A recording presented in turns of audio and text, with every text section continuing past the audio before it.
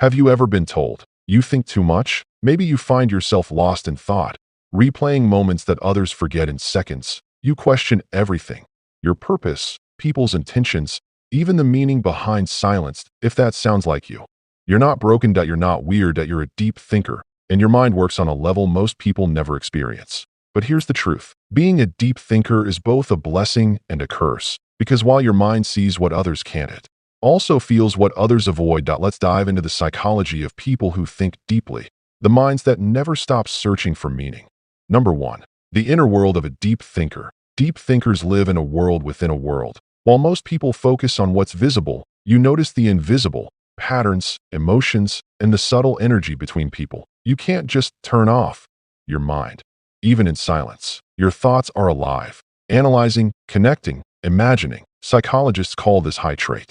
Introspection, the ability to reflect deeply on one's own thoughts and feelings. That it's often linked with higher IQ, creativity, and even philosophical intelligence. Your depth makes you wise, but it also makes you lonely. Because while others swim in the shallow end of life, you're diving to the ocean floor, searching for truth, not comfort. And sometimes, you resurface with questions no one wants to answer. Number 2. The gift and the burden. Deep thinkers crave meaning over entertainment, connection over conversation, and truth over trends. You can't fake interest in small talk, that you'd rather sit in silence than discuss things that don't matter. That's not arrogance. That's authenticity. But here's where it gets hard. You feel too much. You care too deeply. You notice when someone's smile doesn't reach their eyes. You sense tension in a room before anyone says a word.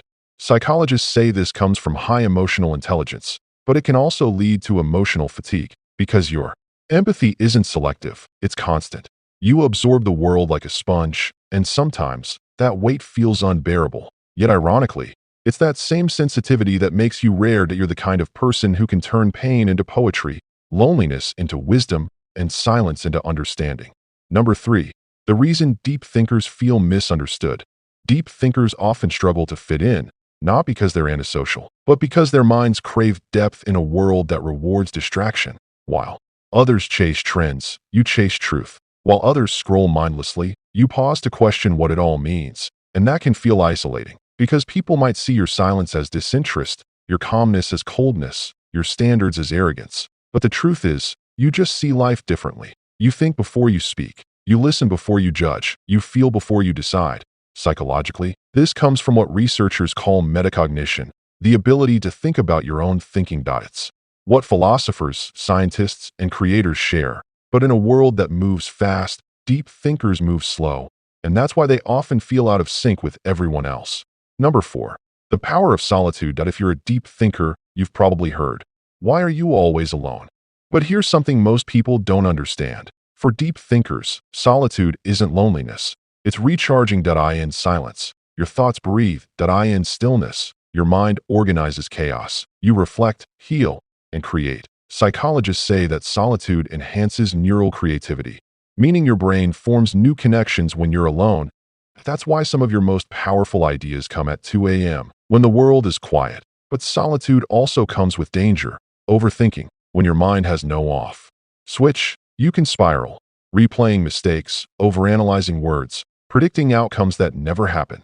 The key: learn to use your depth, not drown in it. Number 5.